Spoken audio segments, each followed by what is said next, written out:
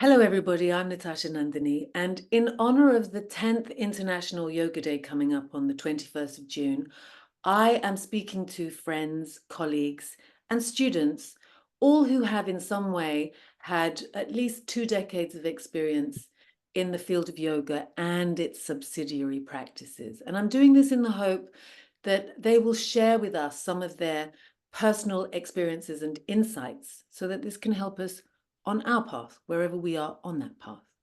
And today I'm speaking to Camille Litalien. Camille is a dancer and movement educator from France who now lives in northern New Mexico. She has decades of experience performing and teaching internationally, as well as creating somatic movement programs for higher education and vocational settings. She is a dedicated student of somatic movement modalities with a deep love and appreciation of yogic arts, and is particularly committed to developing and supporting wholesome, artistic, and self-cultivation practices. She does this from Golondrinas, New Mexico, where she lives. She teaches full-time at the United World College in Montezuma, offering somatic movement therapy to students and staff. She also teaches dance at the National Dance Institute in Santa Fe and is a guest teaching artist at the Michael Chekhov School in New York, also in New Mexico School for the Arts and the Exodus Ensemble. Camille, welcome. Thank you so much for taking time out to speak to me today. It's lovely to see you. Thank you so much for the introduction, and thank you for having me. I'm really excited to be a part of this conversation. Thank you. I think the first question is going to be, how did you, it's obvious that you've been in dance for a long time, but how did you come into yoga? So to be honest, I can't really remember a time where I wasn't in the yoga because I basically started those two practices simultaneously without really knowing at first what was what. I mean, I always knew that when I went to dance classes, it was a dance class, but the yoga kind of came more or less simultaneously and more by chance in a sense because other people around me were practicing in those days, and it was very different than what it looks like now. So when I was a kid, yoga back then, at least in France and where I lived, looked more like some strange breathing practices that you would do kind of secretly to feel better. But little by little, as the practice grew and I became older, it took on a different journey. I mean, it was more intentional, and it became more popular, more accessible, and it changed. But I don't know my life without it, really. Mm. So, Um, so then my next question will be related to having so much experience in both fields. What is your view of the difference in both the disciplines? Because from my point of view, you have yoga, which is an internal art form, and dance is a performing art, so it's an external dance form. But perhaps you can, elucidate a little bit. mhm. Yeah, sure. I mean, really, yoga is about observing reality. And the aim of yoga being enlightenment, it's a very different aim than the aim of dance. So, while yoga is more about observing reality and more about the mind, dance is more about creating or interpreting or expressing reality. And ultimately, it's more about the body. But actually, at their finest, yoga is dance, and dance is a form of yoga, just like music is a form of yoga, just like any art to its fullest extent is a form of yoga. But I mean, the main difference I can see as a practitioner of both is that, yeah, like you said, yoga is more internal, but it still uses tools tools that are external, even though it's about, in a way, dissolving and journeying back to our origin, to our essence. Um, it still helps us connect to the manifest world, and it still requires us to develop awareness and very sensitive relationship with our outside environment, which dance is also really much about. But but dance is not so much about journeying back as much as it is enlightening that journey, if you like. So they both complement each other so well. Yoga can help you sensitize certain areas, let's say of the physical body, that will then allow you to be more sensitive as a dancer. Yoga can awaken certain pathways or unblock certain blockages that are in the way, whether you are looking at expanding your mind or expanding the possibilities of the body.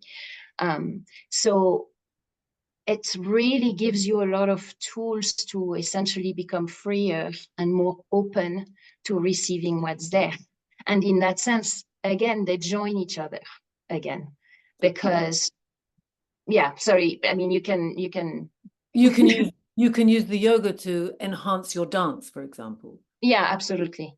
And your dance to enhance the yoga. In fact, that's what I have found, that because I mean, if we understand dance as a performative art form, which is what most, I would imagine that most people, when they hear that word dance, they think performance dance, and which is fine. That's what it is. And as a dancer, I've done a lot of that, and I'm interested in that medium.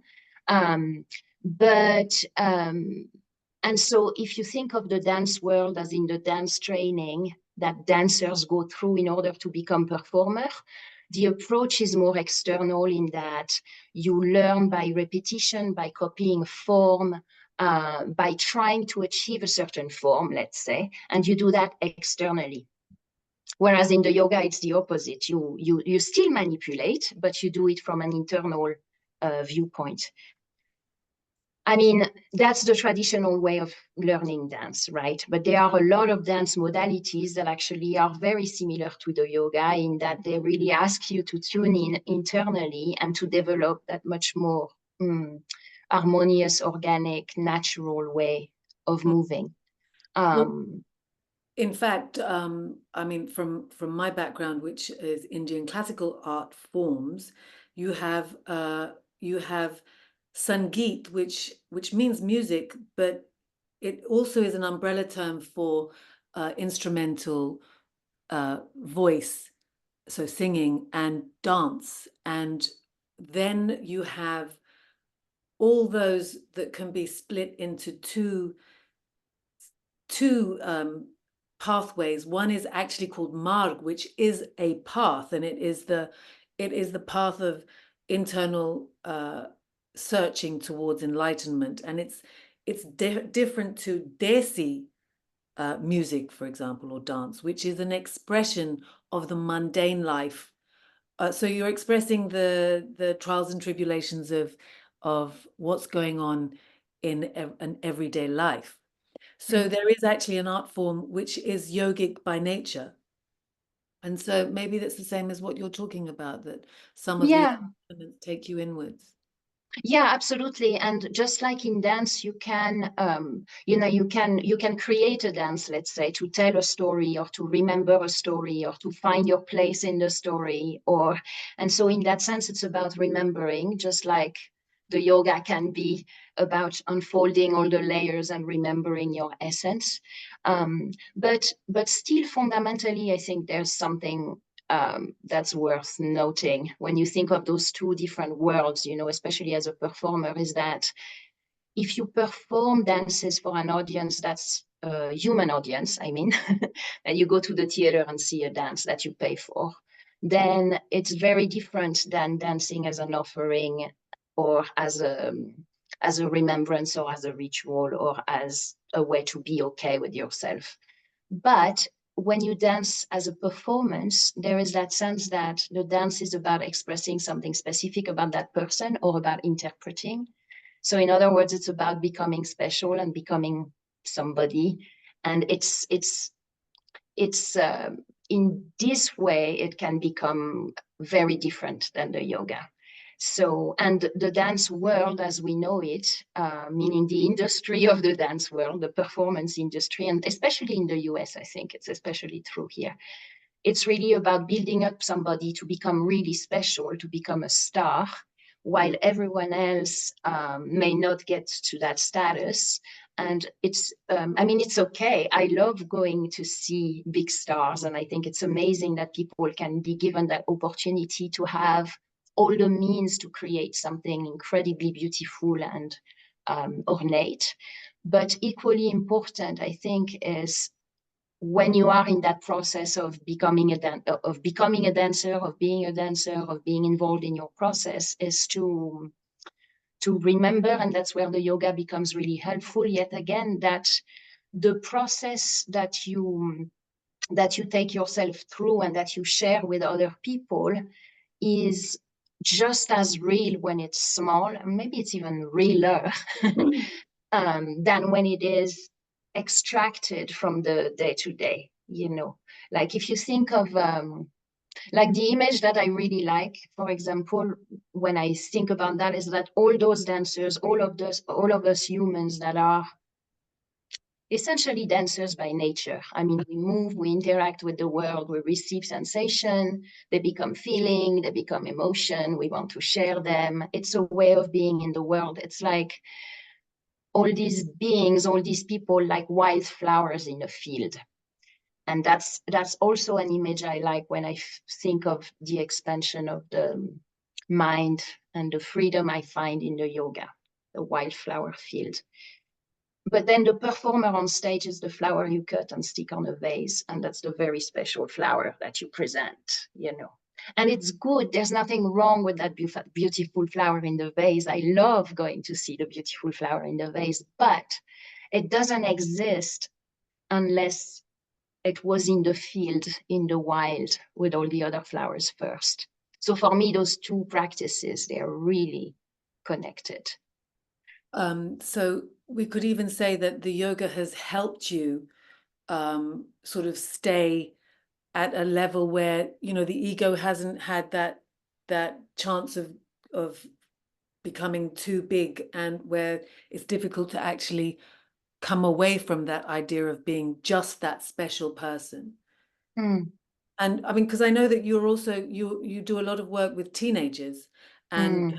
I think I'd be very interested to hear how you incorporate your yoga in your teaching, because it's a privilege to be teaching our future, let's say, the future of this planet. So you have a quite an honorable role um, to look after them. Yeah, I mean, it's really amazing. And I also feel like we look after each other in that context. But I also, well, first of all, the first thing I want to say about working with young adults and teenagers is that they impress me with their resilience and what they are kind of bombarded with in today's world. And it's really amazing to witness the willingness to enter a practice like yoga, let's say. And at first, we may not even call it yoga. It's just about observing sensations, becoming aware of who is here with you in the room, and maybe most importantly, where you are, and kind of shift the paradigm a little bit. You know, like we are, so I teach in institutions. So usually we learn by asking the question, oh, what is that? And then we define that thing. And then once we define it, we can study it, we can refine that. Maybe it becomes something that we want to share. Um, and hopefully that's beautiful and it grows from there. But when you ask the question, where are you? It allows you, and I mean the students, let's say, in a class together, where am I? Well, I'm here in my body. It's very hard to not be in my body. And yet, a lot of us have that tendency to escape the body by becoming involved, let's say, with the phone or the computer or a movie or a story or whatever. So actually to come back to the room where we are in, the body that we are in, and have that moment of shared breath together is totally magical. And it never ceases to amaze me what comes up in those moments and how ready and willing they are to open up. And then once that happens, then there's almost like a longing for home, for being okay where we are. And we notice together in that process that often we don't know where we are. And I mean that very literally, you know, like we were talking about that the other day, but where am I really? Okay, in my case right now, I'm in northern New Mexico, and I'm in a land, I'm living on a land, in a land that has a particular history, which I don't know. And it's my, in a way, my duty to kind of listen, pay attention to what that land needs, just like I need to pay attention to what my body needs. And when there's a harmony between those two things, and it's very, very apparent with young people, because the moment they start investing into knowing where they are, they start caring for it. I mean, at our school, we're lucky because we have a farm and the students grow their food. They eat, so there is a cook because they do have, the academic program is pretty intense. So they do have people who cook for them, but everything gets composted and they work at the farm, they grow the food. There's a completion of the cycle. So they get to understand and really be more directly connected to the place they live in. And when that place is healthy, little by little, they notice they are healthy, you know. And I noticed that on the land here where I live. I'm not a farmer by any means, but coming from a rural area, sorry, from an urban area and having moved into a very rural, remote area, there's a lot of like adaptation and a lot of observation and listening that needs to take place in order to understand where I am now. But I mean, just to give a concrete example, because I'm aware it can get very abstract, yeah. But so we have a field, or there is a field where we live, and it's irrigated by irrigation canals. And when we arrived, the field had been in disarray and the canals were blocked, and they kind of are still a little bit.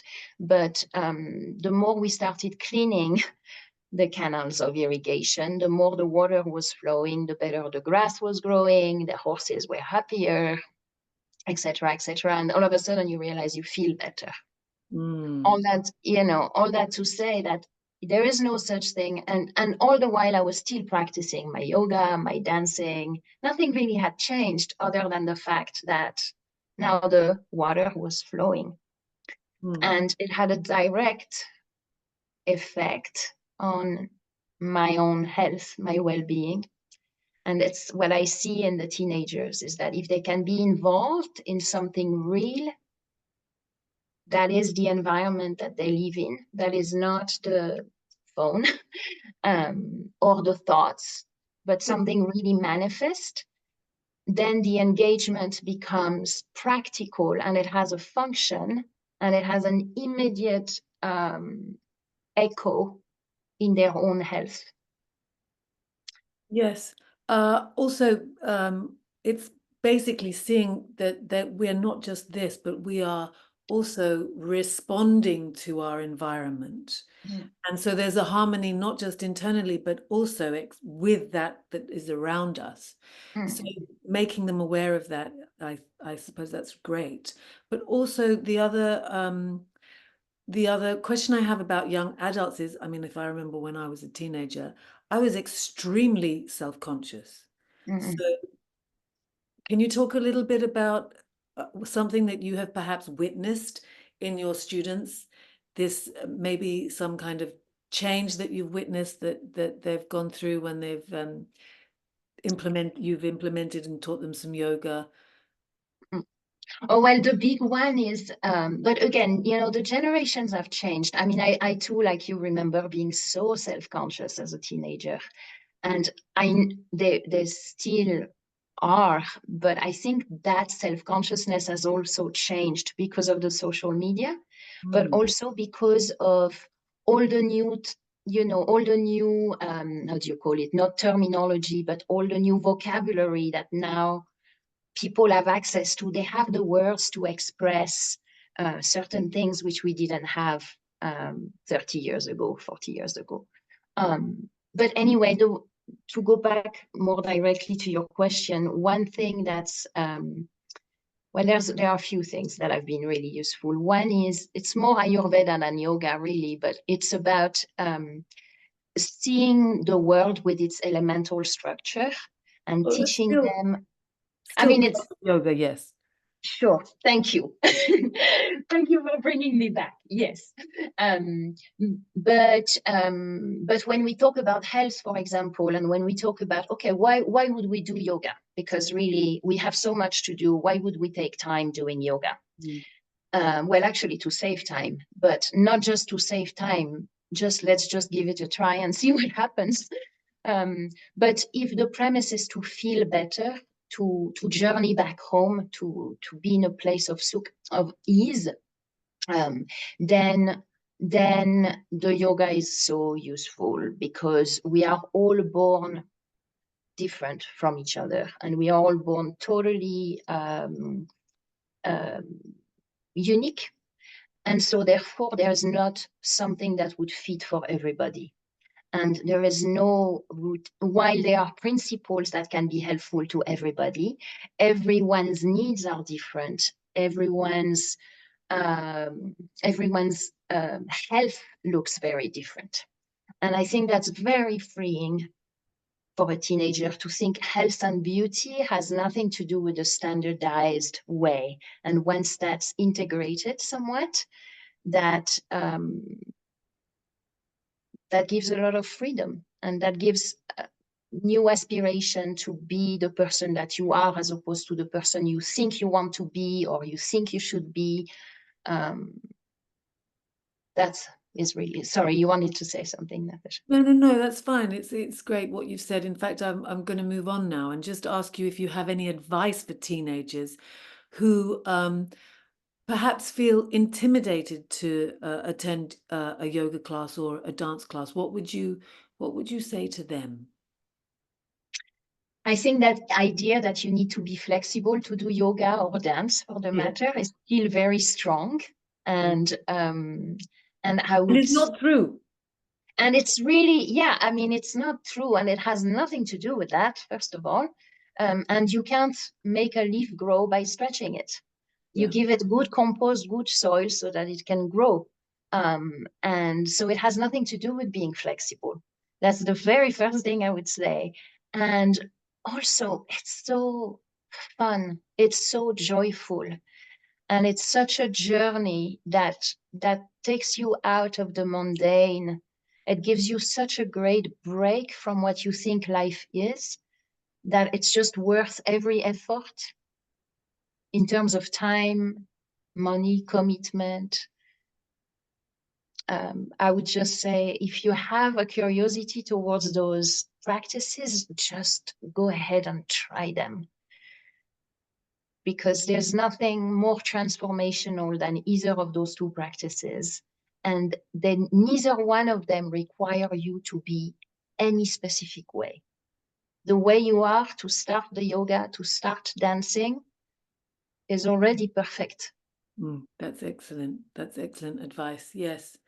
And so I'm going to come back to you now, Camille, and just ask you, what direction do you feel that you're moving towards your Mm, life, in your practice, in your work?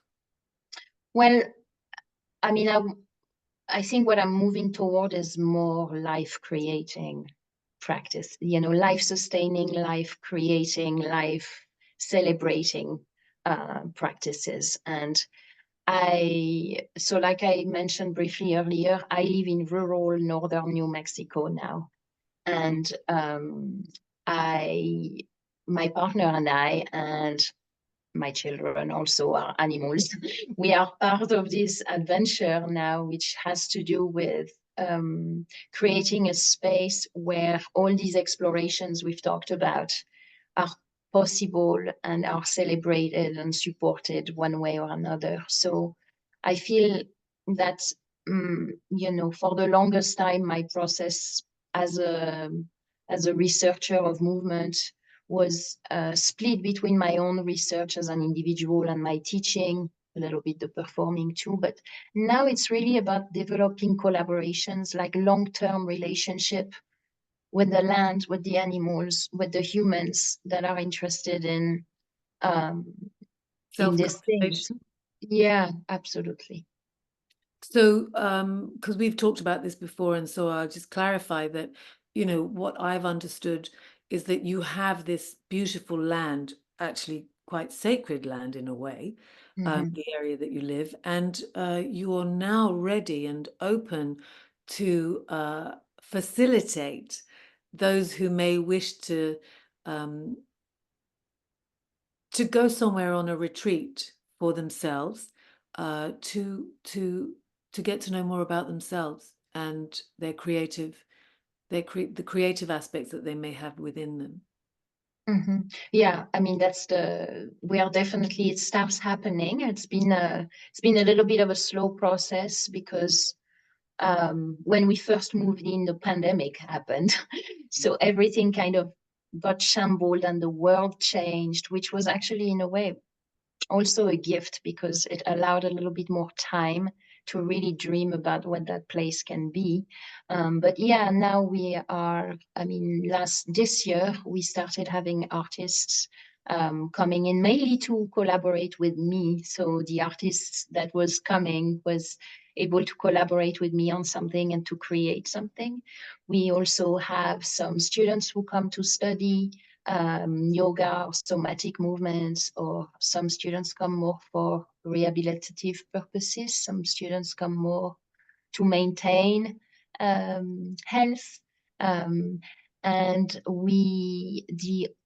what we are driving for right now is like you said, inviting people to come and experience and be nurtured in what it is they want to cultivate. And that can be from the artistic perspective of creating a dance if they want to, or creating whatever it is they want to create, or it could be just to support a very internal, journey. And we can support that the best way we can. We have a beautiful studio, a land, there's the river, there are the horses. Animals are a good reminder of spontaneity. That's um, wonderful. yeah, Thank you, Camille, for sharing those wonderful insights and experiences of yours. And I wish you all the best. Of course, thank I'll you. be in touch with you very soon, and I'll be seeing you soon as well. So, thank you again. And if you want to be in touch with Camille, I'll be putting her details at the bottom of this video. Thank you all for joining us today, and see you again soon. Goodbye for now. Thank you.